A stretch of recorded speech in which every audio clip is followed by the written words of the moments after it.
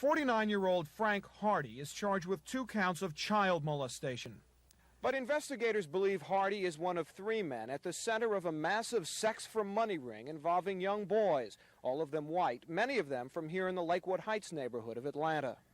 Prosecutors say Hardy met young boys at his home, the home of other men allegedly involved in the case, and at several Atlanta shopping centers and restaurants, and then paid them for sex and to allow him to photograph them in the nude. Police believe Hardy used a room he had rented at this Stewart Avenue motel for a warehouse of sorts. Camera equipment and boxes filled with pictures of naked youngsters were found in the room. Police counted at least 114 separate boys in the photos. The most startling testimony came from some of the alleged victims of the operation.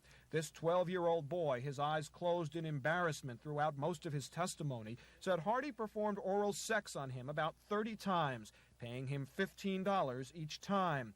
This 14-year-old said he had sex with Hardy 20 or 25 times, starting when he was 9 years old. The youngster testified that at first he was paid a quarter each time.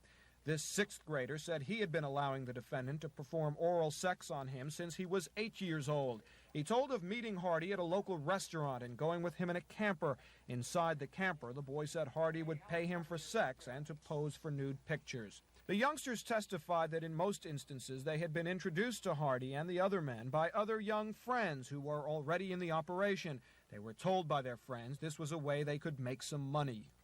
This case could go to the jury as early as tomorrow. If he's convicted, Frank Hardy faces a maximum sentence of 20 years in prison on each count. One man, Lionel St. Louis, has already pleaded guilty and been sentenced to 12 years in prison. Another man, the 3rd man believed involved in this sex-for-money ring, John Wilcoxen, is scheduled to go to court on the charges in about 2 weeks. From the Fulton County Superior Court building, Dennis Kauff, Action News.